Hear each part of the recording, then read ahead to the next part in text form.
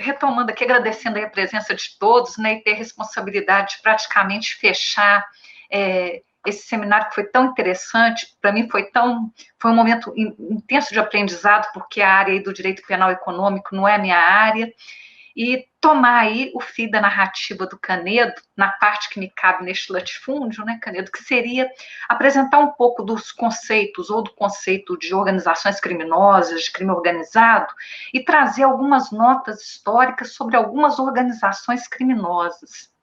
Então, vou tentar ser breve, até porque, né, o tempo ele passa rapidamente. Quando se fala das organizações criminosas, como disse o Canedo, há sempre uma dificuldade muito grande, porque é um conceito fluido.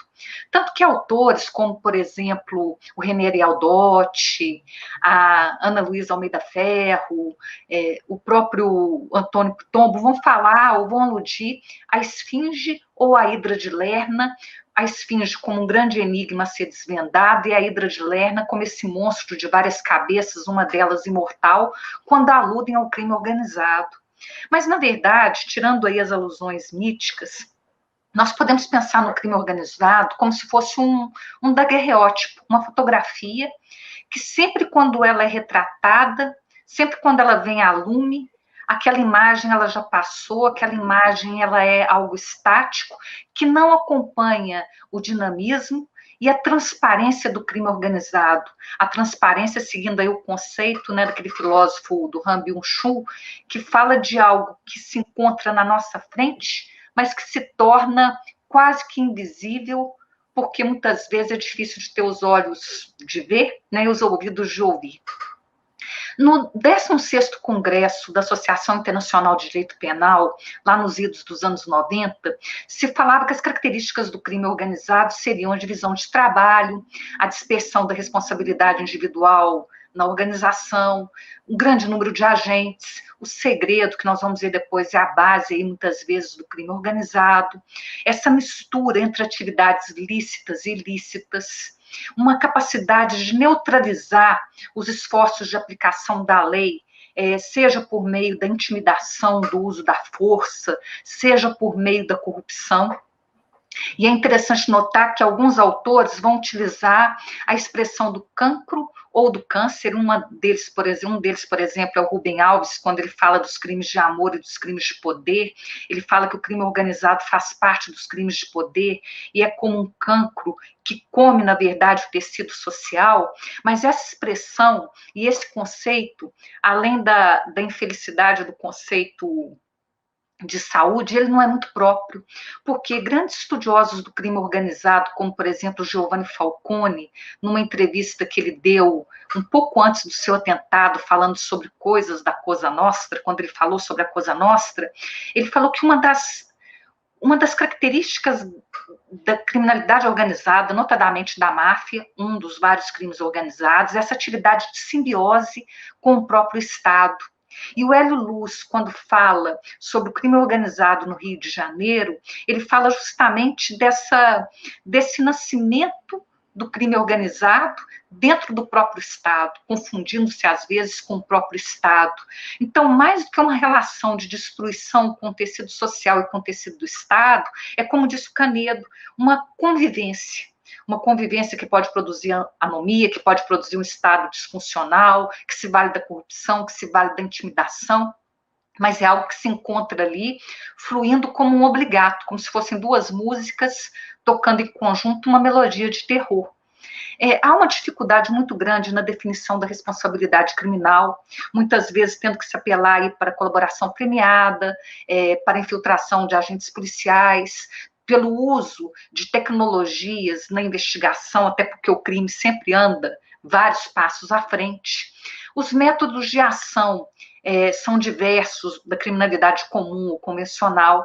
Há que se pensar, talvez, em novas sanções, e aí caminham as sanções penais tradicionais ao lado de sanções econômicas, mas sem descurar nesse congresso, né, se falava das garantias do acusado, da proteção às vítimas e às testemunhas, e é fundamental a especialização dos serviços, as famosas forças-tarefas, e isso lá nos meados dos anos 90. Qual que é a característica desse crime organizado, dessas organizações criminosas? Talvez um dos grandes autores a falar sobre esse tema e ter uma série de insights, pontos luminosos mesmo, é o Hassmer. O Hassmer vai falar que a criminalidade organizada é uma nova forma qualitativa, ela apresenta uma nova forma qualitativa de ameaça e que somente permite uma determinação através de um novo critério qualitativo. E a base, a pedra de toque mesmo da criminalidade organizada seria a própria corrupção do poder político, a própria corrupção do agente público. Ela se encontra ali no âmago do poder político, no âmago da própria conformação ou formação do Estado. Então, ele fala também que uma das possibilidades grandes do crime organizado, das organizações criminosas, é de influírem na persecução penal como um potencial de ameaça qualitativamente novo. Então, somente quando há essa possível influência na persecução penal, seja na atividade policial, seja na atividade da acusação, seja na atividade de julgar, é que nós teríamos uma estrutura criminosa ou uma organização criminosa estabilizada. Geralmente, os autores que vão tratar do crime organizado, eles seguem uma linha que é praticamente tecida por fios de um percurso histórico que permite a construção desse conceito de organização criminosa. Então, se trabalha muitas vezes com concurso de pessoas, e a nossa longa história do concurso de pessoas, e de repente há um salto qualitativo para o chamado crime de assuada.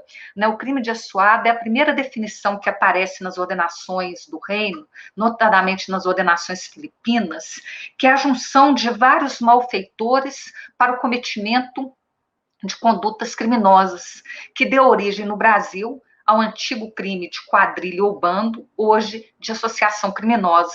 Lembrando que o crime de quadrilha ou bando, ele tem uma vinculação ao antigo crime, de quadrilha ou bando, hoje de associação criminosa, ele tem uma vinculação com Canudos e com o cangaço brasileiro. Quadrilha seria o grupo que atuaria no meio urbano e o bando, o grupo que atuaria no meio rural. E a expressão aí do cangaço, o estudo do cangaço, muito presente, por exemplo, na obra do Graciliano Ramos, que se fala aí do profundo interior brasileiro, da profunda alma brasileira, de atuações aí de grupos que funcionariam nesse Brasil profundo, ele emerge novamente agora, não com o mesmo significado do antigo cangaço, do Antônio Silvino, do Lampião, mas através aí do novo cangaço, que tem o mesmo modus operandi, mas a vinculação a facções ou organizações criminosas é outra, se figura como outra. O novo cangaço, que atua em pequenas e médias cidades, com criminosos fortemente armados, que rendem aí destacamentos, pequenas frações da polícia militar, eles têm uma característica de estarem ligados a facções criminosas violentas, como o PCC, o Comando Vermelho. Nós temos depois, nessa linha do concurso de pessoas, no antigo crime de assuada, no crime de quadrilha ou bando, ou de associação criminosa, como hoje é chamado, uma lei que entrou em vigor em 1995, que foi a Lei 9.043 de 1995, que ela fazia uma menção ao conceito de crime organizado sem defini-lo. Quer dizer, ela falava sobre organizações criminosas ou sobre o crime organizado, mas não trazia definição, o que parecia violar o princípio da reserva legal, o próprio princípio da legalidade. Até que houve a Convenção de Palermo, e na Convenção de Palermo nós vamos ter algo fundamental, que é essa Convenção das Nações Unidas contra o Crime Organizado Transnacional.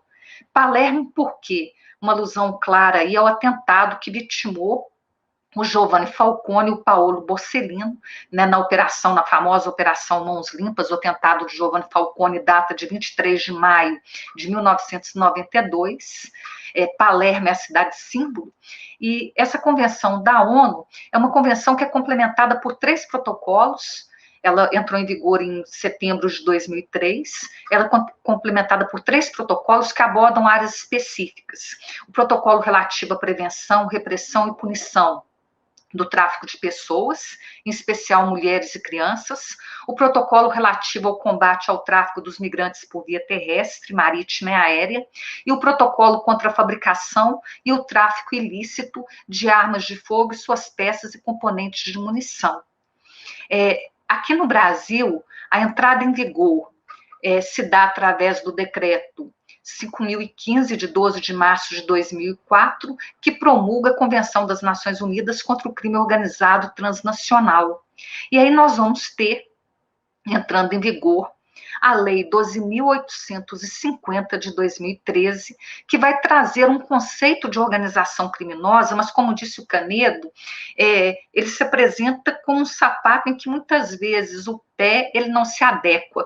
Pode ser tanta a história da gata borralheira ou da Cinderela, que na verdade é um conto chinês, né? É um antigo conto chinês das mulheres com os pés de dragão, e também lembra um pouco aquela música do Raul Seixas, né? O calça é 37, meu pai me dá 36. Então, o que seria o conceito de organização criminosa? O conceito de organização criminosa é a associação de 4 ou mais pessoas, estruturalmente ordenada e caracterizada pela divisão de tarefas, ainda que informalmente, com o objetivo de obter, direta ou indiretamente, vantagem de qualquer natureza, mediante a prática de infrações penais, cujas penas máximas sejam superiores a 4 anos ou que sejam de caráter transnacional.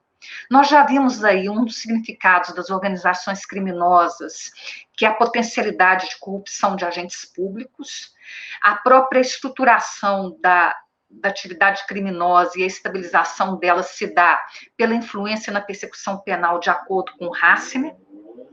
Mas nós vamos ter algo que é fundamental também, que é uma vinculação da associação ou da organização criminosa semelhante de uma empresa ou a semelhança de um Estado. Aqui no Brasil, a primeira associação que se faz à organização criminosa, ela se dá justamente com o jogo do bicho, que era uma contravenção penal. O jogo do bicho ele foi criado pelo barão João Batista Viana Drummond, não com esse objetivo, ele tinha um zoológico lá na Vila Isabel em 1888, e ele teve a ideia de fazer uma rifa com o número dos bichos e, ao final, dar um prêmio. Mal ele sabia que lá do Palácio do Catete, na década de 40, essa ideia dele já havia sido apropriada pela malandragem e foi transformada em uma contravenção penal que fez parte do mito da malandragem, do mito, muitas vezes, desse jeito brasileiro de desobediência, de não obediência às leis, mas que, na verdade, escondia crimes terríveis. Então, nós começamos aí com o jogo do bicho, vai para as máquinas caça-níqueis, vai para crimes aí de controle territorial, né, exploração do jogo. Então, essa seria uma das origens. Para o Hélio Luz, talvez, o jogo do bicho seria a criminalidade organizada por excelência do país. A outra seria praticamente a estrutura do Estado. Aqui no Brasil, nós temos alguns dados que, por exemplo, o tráfico de drogas do PCC movimentou cerca de 32 bilhões de reais, de acordo com dados do COAF do ano passado. 78 empresas utilizadas para lavar dinheiro movimentaram mais ou menos 32 bilhões de reais. E todo o crime organizado, ou todas as organizações criminosas, de acordo com dados do Escritório da ONU contra drogas e crimes, equivale a cerca de 3,6% do PIB, de tudo que se produz e é consumido no planeta em um ano. Seria mais ou menos uma estimativa entre $1 trilhão a 2 trilhões de dólares. Não se sabe realmente o valor certo, porque são atividades que se desenvolvem as ocultas, escondidas, a lavagem de dinheiro, mas é uma estimativa, ou seja, 3,6% de tudo que se produz e um ganho aí que variaria de 1 trilhão a 2 trilhões de dólares. E quais seriam as atividades mais rentáveis? O narcotráfico, a falsificação, produtos falsificados, o tráfico humano, o tráfico ilegal de petróleo e o tráfico de vida selvagem. Olhem aí os crimes ambientais aparecendo também no rastro aí daqueles crimes que tradicionalmente são associados à criminalidade organizada ou aos crimes organizados. Nós temos uma outra característica das organizações criminosas, que é algo próprio da pós-modernidade, da sociedade de risco, dessa sociedade líquida, que é cada vez mais a atuação em rede. A atuação em rede, a transparência mais do que a invisibilidade, porque a transparência significa que eu vejo, mas não vejo, eu tenho um olhar, mas não sei de fato quem é a pessoa, e o caráter transnacional, já falado, já indicado aí pelo Canedo. E é interessante que essa transparência, ela retirou a máfia e outros crimes organizados daquela visibilidade que lhe foi dada pelos romances. Porque, na verdade, no viés popular, no gosto popular, nós temos a visão da máfia como os livros lá, né, o livro do Mário Puzo, O Poderoso Chefão, tem um siciliano também, em que ao começo, logo no livro, ao começo de toda grande fortuna, começa com um crime. Ou há um crime por detrás de toda uma grande fortuna. E o Mário Puzo, ele cria, então, esse movimento, essa ficção literária, com vários insights da realidade, que depois o Giovanni Falcone vai falar nas Coisas da Cosa Nostra sobre os homens de honra, que são aí os homens que pertencem à Cosa Nostra, que pertencem à máfia. E é interessante notar que o personagem principal dele é o Don Corleone, que é o nome da cidade da Sicília. Mas a inspiração do Vito Corleone, ela deita raízes numa família da máfia, a família Bonanno. Tem até um livro do Gaetalese, Honra Teu Pai, que explica a história da família dos Bonanno, lá da família mafiosa. Então, a máfia é uma das organizações criminosas ao lado de várias outras. E quando se fala em máfia, nós pensamos aí na máfia italiana e na máfia italo-americana. As origens do termo máfia são origens que se perdem no tempo. Alguns vão falar que ela remonta aí ao século XVII, outros vão falar que é da época do Napoleão, debaixo dos Bourbons, do Reino das Duas Sicílias. Mas, na verdade, para muitos, o termo máfia viria de uma peça teatral em que haveria um homem de honra tão viril e tão masculino que não suportaria que uma mosca pousasse no seu nariz.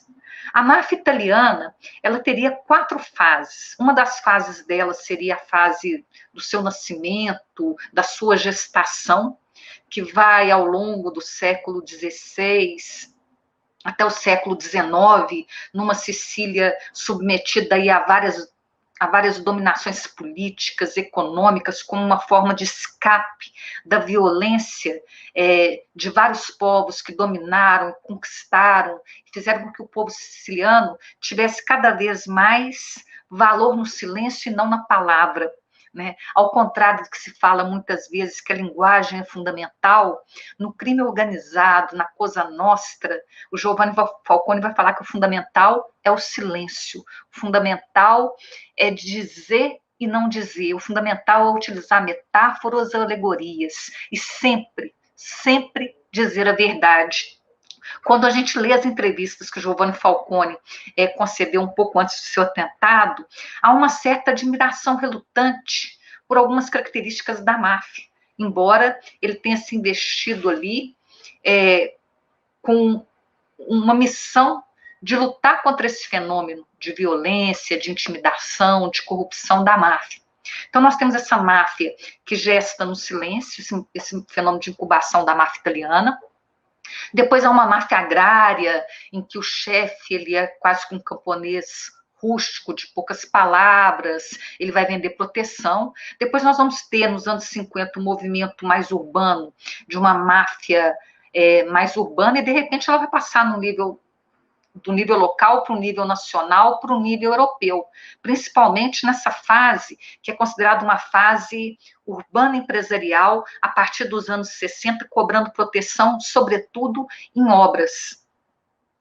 É interessante notar que essa máfia, que ela se estrutura na Itália como a Cosa Nostra, que vai encontrar ali uma atuação que muitas vezes era negada ao longo dos anos por outros juízes da magistratura italiana, e que vai ter a presença muito grande do Falcone e do Borsellino, ele vai tomar como uma pedra de roseta, um desvendamento da Cosa Nostra, da linguagem da máfia, através dos depoimentos do Tommaso Buscetta, que inclusive viveu um tempo aqui no Brasil e era casado com uma brasileira. Um dos depoimentos que o Falcone toma do Buscetta se dá justamente aqui no Brasil. E quando ele vai falar para o Giovanni Falcone como funcionava a máfia, qual era a linguagem da máfia, a questão do juramento na própria Nossa Senhora da Anunciação, o juramento de sangue, os homens de honra, a questão da lei da omertá, do silêncio, ele vai falar que ele seria um homem morto, né, que ele contaria tudo sobre a máfia, mas que o Falcone não viveria muito tempo. O Falcone, então, ele tenta produzir um tipo de atuação que inspira fortemente a Lava Jato, em que cada juiz que atuava naquele processo era como um escudo na frente daquele processo e conhecia todo o processo, de forma que se um fosse eliminado, o outro poderia assumir o seu lugar. Ele fala muito também da questão de estratégias transnacionais de combate ao crime organizado, ele fala de uso de novas tecnologias, de acesso aí ao dinheiro, que é esse sangue visível, né, esse sangue do crime organizado, o seguir o dinheiro, né, ele dá a entender isso, embora não utilize essa palavra como os americanos utilizam. E o segredo, a lei da omertá, ela vai ser fundamental aí no estudo da máfia. E é interessante notar que há um autor que fala sobre isso, que é o Elias Canetti, no livro dele Massa e Poder. Ele fala que o segredo é o núcleo do poder. Né? Quem tem o controle, né? O segredo pertence aos reis. Olhem aqui uma expressão que ele retira no livro da Coroa, que é uma obra árabe que contém muitas tradições antigas da corte dos Sassânidas. Ele fala, é um direito dos reis guardar seus segredos diante do pai, da mãe, dos irmãos, das esposas e dos amigos. E ele fala claramente que uma das características do poder é a distribuição desigual do calar das intenções.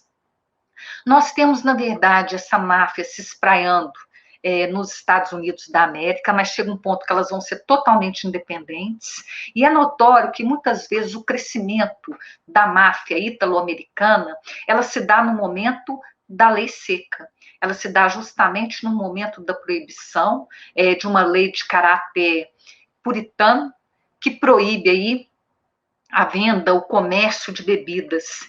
E é interessante notar que o Al Capone e o Eliot Ness, né, que inspira depois alguns policiais, inclusive do Rio de Janeiro, que tentaram atuar contra as milícias, eles não conseguem prender o Al Capone pela prática de crimes mais graves, senão pela prática de um crime de ordem econômica, de um crime de ordem tributária, né, uma infração tributária, um crime tributário. Há um crescimento, principalmente nas famílias de Nova York e nas famílias de Chicago, quase todas de base italiana, e é instituída, então, uma comissão nos Estados Unidos na década de 50, que é a Comissão Kefauver, que vai falar, na verdade, que esse crime organizado, ele é ligado a imigrantes. É mais ou menos o que o Canedo falou, aquela visão de que os Estados Unidos seria a terra da oportunidade, mas uma terra da oportunidade que, quando há o crime organizado, ele é cometido por italianos, ele é cometido por irlandeses, ele é cometido por judeus, né? O americano branco protestante que veio no Mayflower, ele não estaria envolvido com esses crimes, o que, na verdade, mostra uma certa explicação criminológica étnica voltada para esse ponto. Chega num determinado momento em que nos Estados Unidos parece haver ruptura com a máfia italiana, fala-se inclusive ali que nos acontecimentos da Segunda Guerra Mundial, né, o fascismo tentou esmagar o crime organizado, a máfia na Sicília, e que houve uma tentativa de união das duas máfias quando os mafiosos americanos e os mafiosos da Sicília, permitiram o desembarque dos americanos justamente na Sicília, que só foi possível em razão aí do apoio ou da ajuda em suma da máfia. Nós temos aqui as antigas 5 grandes famílias mafiosas, né, dessa época de ouro, ou dessa época mítica da máfia, no sentido de celebrada pelo cinema, pela literatura. As 5 grandes famílias mafiosas de Nova York eram Luciano Genovese, Mineo Gambino, Reina Lucchese, Profati Colombo e Bonanno. São as grandes famílias. O que aparece quando se vê a máfia italiana e a máfia americana? Elas são estruturas fortemente hierarquizadas numa forma piramidal. Mas se for pensar em outras estruturas criminosas, mesmo na Itália, como, por exemplo, a Camorra ou a 'Ndrangheta, a tendência no crime organizado parece ser de uma certa horizontalização, que vai acontecer, por exemplo, no PCC brasileiro. E também há entre elas um alto poder de intimidação, seja na máfia, além da corrupção do poder público, esse alto poder de intimidação, seja na máfia italiana, seja na máfia americana, inclusive, por exemplo, na criação ou na exploração de vários tipos de atividades ilícitas, como jogos em Las Vegas, o tráfico de drogas, vão aparecer outras organizações criminosas, como a do Frank Lucas, né? E muitas vezes há remodelações do poder policial. Remodelações do poder policial. O que acontece aqui no Brasil? Aqui no Brasil, né, a gente falou um pouco do jogo do bicho, e nós podemos falar um pouco desse crime organizado que atuava aqui no Brasil e que atua aqui no Brasil. O Brasil já recebeu vários componentes da máfia italiana, seja da antiga Cosa Nostra, que perdeu um pouco do seu poder, se é que se pode falar assim, na década de 90, depois dos atentados que mataram, que levaram à morte dos 2 juízes, do Falcone e do Borsellino. Mas esse poder que pareceu diminuir, ele de repente se avantajou e cresceu cada vez mais. Então, nós tínhamos aqui vários criminosos, eu já falei do Buscetta, houve a prisão há pouco tempo atrás de um dos grandes criminosos aí da 'Ndrangheta aqui no Brasil, se eu não me engano, no Nordeste. Há também atuações aqui no Brasil das tríades chinesas, que na verdade são um dos vários crimes organizados na China e muitas vezes são associadas a sociedades secretas. Há um artigo do De Leon Peta, que é muito bom, da USP, em que ele estuda as tríades chinesas e ele fala que as tríades elas atuam notadamente no sul da China, em Hong Kong e Macau. É o campo de atuação delas. E que, na verdade, todo o simbolismo que lhes é atribuído se dá pelos primeiros estudiosos que tentam fazer uma vinculação dela com símbolos maçônicos. E as tríades, elas têm uma organização mais horizontal, ao contrário da Yakuza, por exemplo, e da antiga máfia italo-americana, que eu já falei que tem um caráter estritamente hierárquico. Então, nós temos também, por exemplo, aqui no Brasil, atuações das tríades chinesas. Há vários outros tipos de crime organizado ao redor do mundo, né? Por exemplo, os lobos cinzentos na Turquia. Há várias tríades chinesas expandindo aí a sua atuação. Tem a Sociedade Hanliu, que é um anagrama para a Sociedade das Tríades, a Sociedade União dos Três, a Sociedade da Inundação, a Sociedade da Água Pura, com uma certa atuação aqui no Brasil, também com uma lei muito forte do silêncio. Aqui no Brasil, as grandes facções criminosas que despertaram estudo nos últimos anos e despertam, na verdade, uma série de reflexões, são o Comando Vermelho, que foi criado aí nos anos 70 com os presos políticos na Praia Grande, né, no presídio da Praia Grande, que instruíram os presos a tentar reivindicar direitos num sistema penitenciário extremamente desumano, injusto, e o Comando Vermelho, ele praticamente controlou grande parte do território, né, inicialmente do Rio de Janeiro, e posteriormente se estendendo para o Brasil como um todo. E nós temos também o PCC, né? O PCC, ele foi criado em 1993, num dos presídios mais violentos do Brasil, que era o presídio de Taubaté, um presídio de segurança máxima, que era conhecido como Piranhão. E ele começa com um jogo de futebol entre o que seria o partido, né, o primeiro comando da capital, e o comando caipira. E o que aconteceu nesse momento? Houve um crime. A equipe vencedora, ela matou e decapitou o preso que dominava a prisão e o subdiretor. Chutou a cabeça de um, pendurou do segundo uma estaca, né? E essa cena ela é descrita no livro PCC Facção. Há vários estudos aí sobre o PCC, um deles é o da Fátima Souza.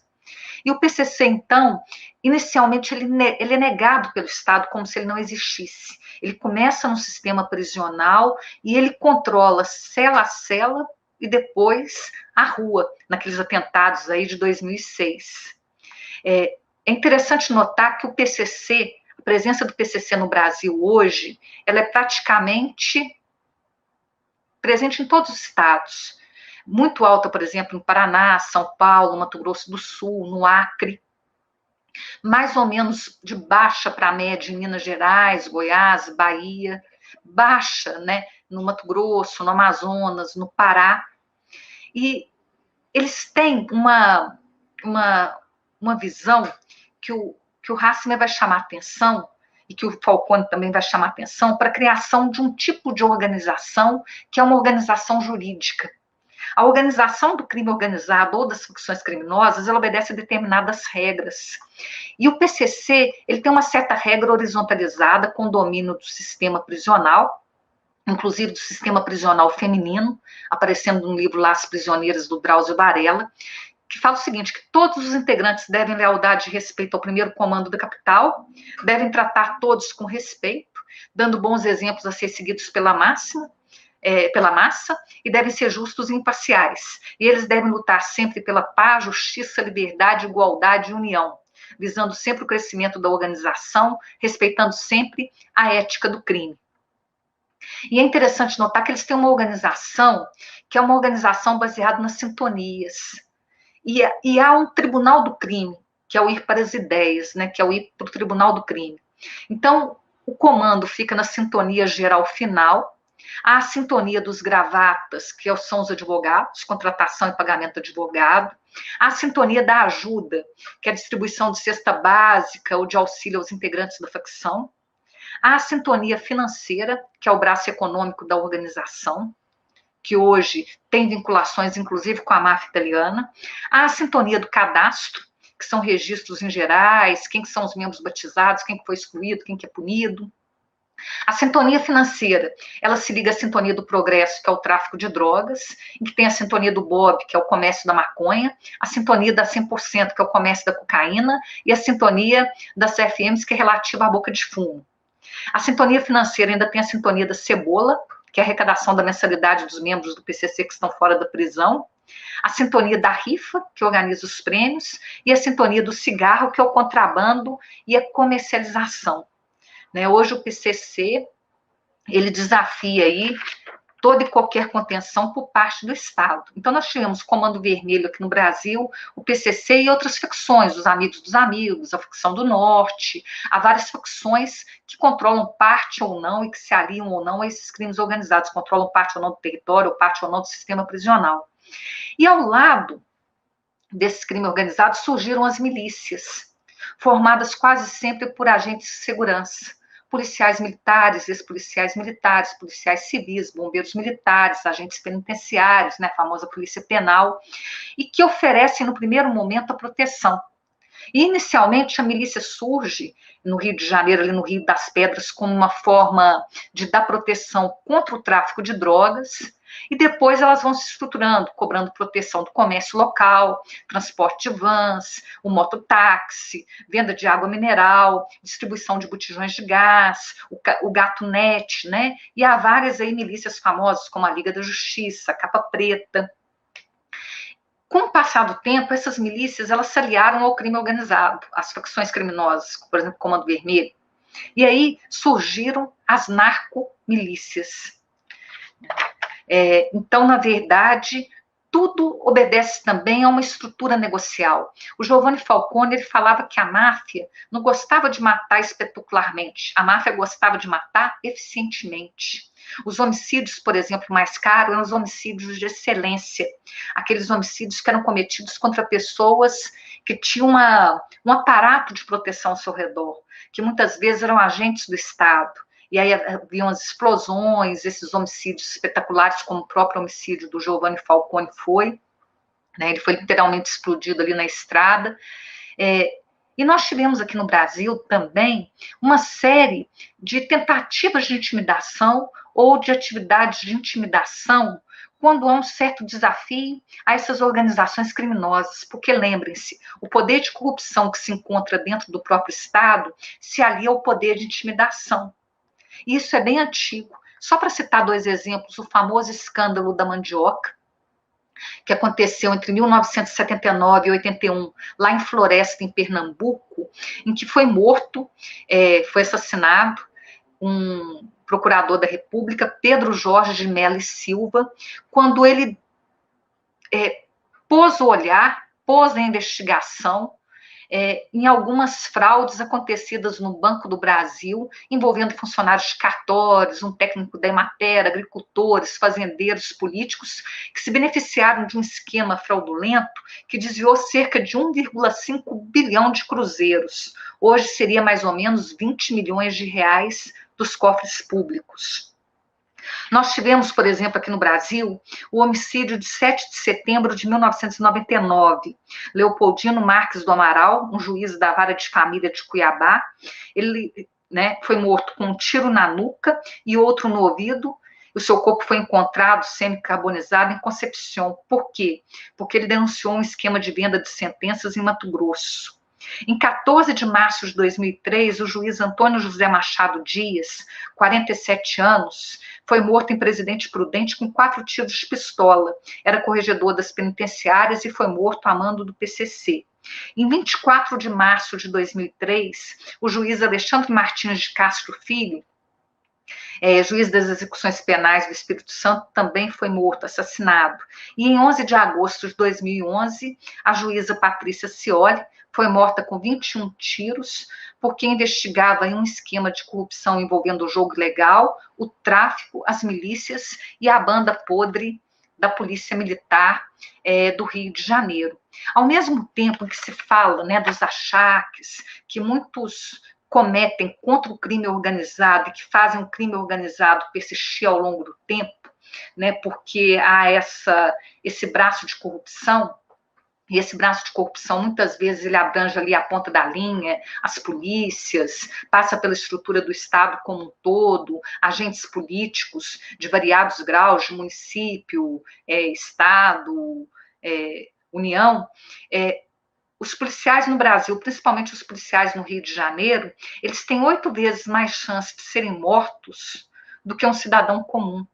E o Brasil é um dos lugares em que mais se mata e mais se morre, Os policiais matam muito e morrem demasiadamente. É uma situação de extrema violência, atrelada a um grande poder econômico, a um grande lucro, a um grande dinheiro.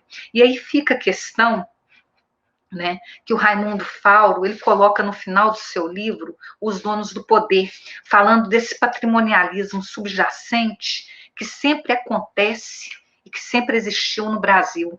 Ele fala o seguinte, que o Estado, pela cooptação sempre que possível, pela violência se necessário, resiste a todos os assaltos, reduzido nos seus conflitos à conquista dos membros graduados de seu Estado Maior. E o povo, palavra e não realidade dos contestatários, que quer ele.